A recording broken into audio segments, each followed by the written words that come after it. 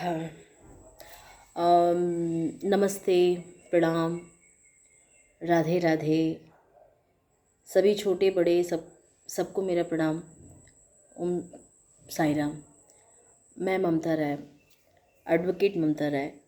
Actually आप लोगों के सामने कुछ बात रखना चाहती हूँ। और देखिए, अगर कोई मिस्टेक हो जाए तो प्लीज़ क्षमा चाहती हूँ, क्योंकि मैंने कभी सोशल मीडिया पे इस तरह का पोस्ट कभी नहीं किया है। This is my first. और मैं आगे भी कोशिश करूँगी कि अपनी बात आप लोगों तक पहुँचाऊँ। एक्चुअली आप लोगों ने देखा होगा कि मेरा कुछ पोस्ट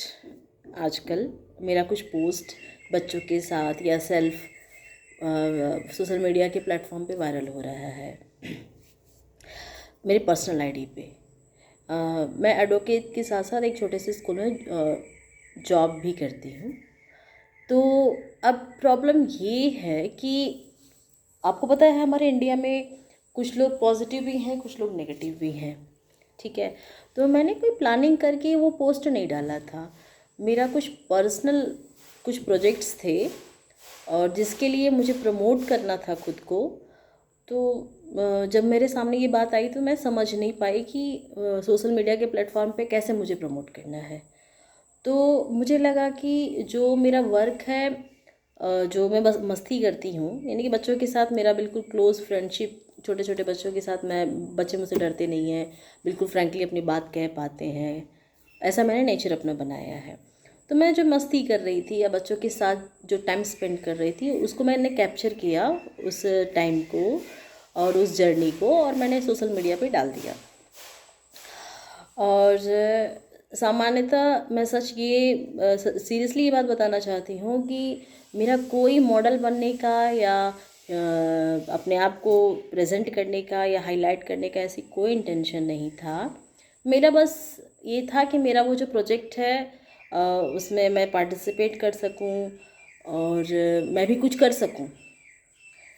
बस इसके अलावा ऐसी कोई वो नहीं थी। बट उस पोस्ट को देखते हुए कुछ टॉक्सिक पीपल हैं, कुछ मंदबुद्धि के लोग हैं, जो ये कह रहे हैं कि मैडम एक प्रोफेशनल हैं, फिर भी एक प्रोफेशनल व्यक्ति पे ये शोभा नहीं देता है। सर या मैम जो भी हो, एक्चुअली मुझे आपसे ये जानना है कि प्रोफेशनल कभी बचपना नहीं जिए क्या? क्या प्रोफेशनल लोग कभी बचपन की यादों को ताज़ा नहीं कर सकते? दूसरी चीज़, क्या कोई अगर किसी पद पे बैठा हो तो वो मानसिक पेशेंट बन के उस पद पे बैठे, अपने साथ साथ अपने कर्मचारी जो भी उनके साथ वर्क करते हैं उनका भी मानसिक संतुलन खोआते? आप ही बताइए।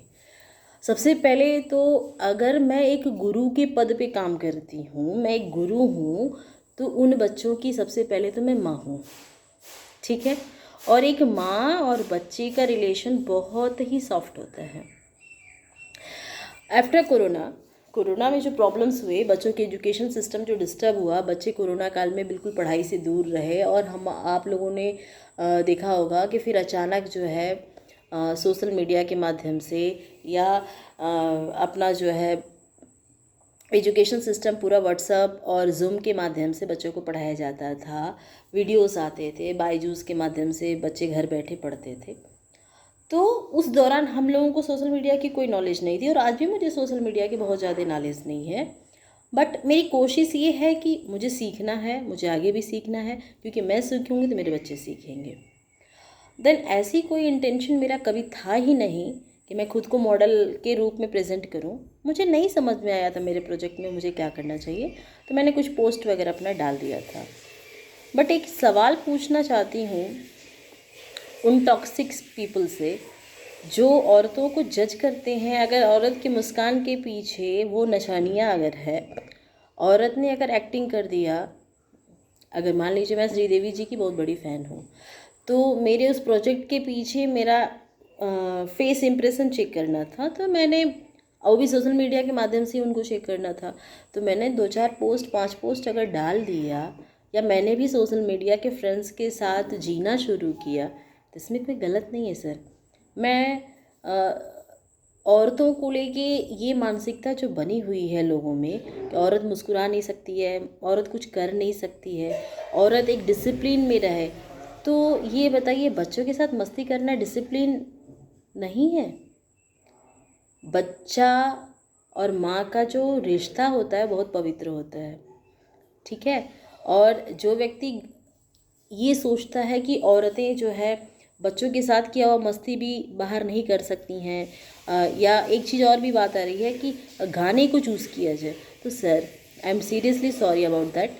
अगर आपको लगा कि मुझे गाना ध्यान देना चाहिए था, उस दौरान मेरी ऐसी कोई इंटेंशन नहीं था, मैंने सडनली बना दिया, सडनली मुझे समझ में नहीं आया तो मैंने बना दिया, बट आगे से मैं ध्यान दूंगी, ठीक है।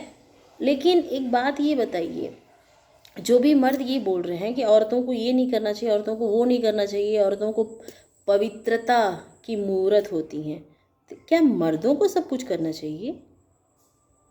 आपने कभी अपनी माँ से पूछा, जो औरत त्याग की मूर्त होती है, कभी अपनी माँ से पूछा कि हाँ माँ, आपके लाइफ में क्या क्या एम्स थे, आप क्या करना चाहती थी और क्यों नहीं की?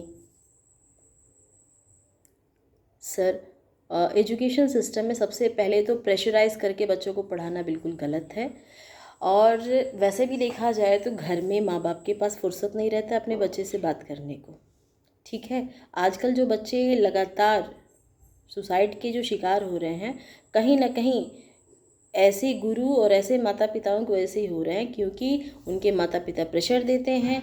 गुरु भी उन्हें सिर्फ पढ़ाने और सिलेबस कंप्लीट करवाने और अपने घर जाओ, इसके अलावा वो कभी अपना और कोई दायित्व नहीं निभाते हैं। सर, अगर मैं टीचर हूँ या मैं बच्चों के बीच में रहती हूँ, तो सबसे फर्स्ट प्रायोरिटी ये है कि बच्चा मेरे साथ कंफर्ट जोन में रहे, ठीक है।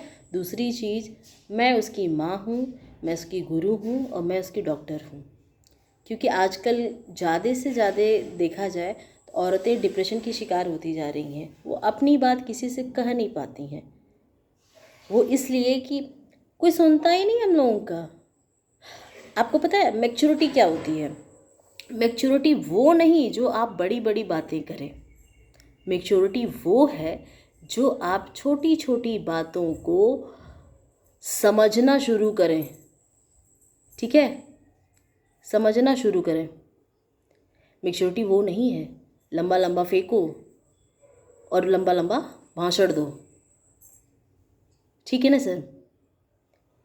प्लीज़ आप लोग मुझे सपोर्ट करें, और मैं आपको विश्वास दिलाती हूँ कि मैं ऐसा कोई हरकत नहीं करूँगी जो एक औरत के मर्यादा को हनन करे, ठीक है। बिल्कुल आप लोग रिलैक्स रहें। मैं भी खान सर की और संदीप महेश्वरी सर की और दिव्यकृति सर की, ओझा सर की बहुत बड़ी फ़ैन हूँ, मैं उनको फॉलो भी करती हूँ। तो मैंने उन लोगों से एक चीज़ सीखा है कि कभी भी प्रेशराइज़ करके बच्चे को पढ़ाया नहीं जा सकता है सर। और मेरा खुद को रोल मॉडल बनाने का कोई इंटेंशन नहीं था सर, सॉरी। जो भी टॉक्सिक पीपल हैं, जो लंबा लंबा बातें करते हैं कि औरतों को ये करना चाहिए, औरतों को वो करना चाहिए, वो सब एक दिखावटी है।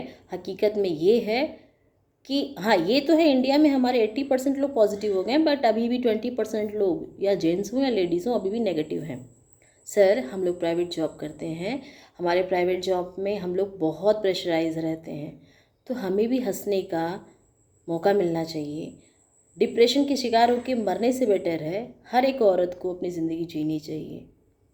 और वैसे भी ये जितने वीडियोस गए हैं, यदि किसी को बुरा लगा हो, आई एम सीरियसली सॉरी।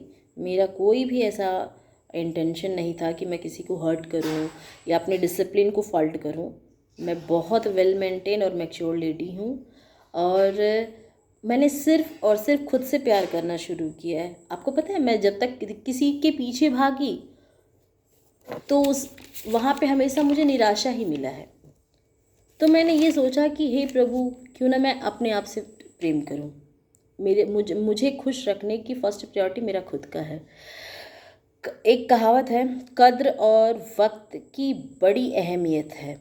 आप जिसकी कद्र करो वो आपको वो आपको समझता नहीं है, पर जिसको आप वक्त देते हो वो आपकी कद्र नहीं करता है। मेरी भी लाइफ कुछ ऐसी ही है, बट मैं बिल्कुल बच्चों के साथ बिल्कुल वेल मेंटेन होके और एक अच्छे दोस्त की तरह, एक अच्छी माँ की तरह, एक अच्छे डॉक्टर की तरह ट्रीट करके बच्चों को पढ़ाती हूँ या उनसे जुड़ी रहती हूँ। फिर भी यदि मेरे किसी भी वीडियोस के द्वारा किसी को दिक्कत हुई हो तो आई एम सीरियसली सॉरी। आगे से हम ध्यान देंगे, बट मेरी वीडियोस बंद नहीं होंगी। हाँ, मेरा पहला और आखिरी मुद्दा सिर्फ़ और सिर्फ औरत है।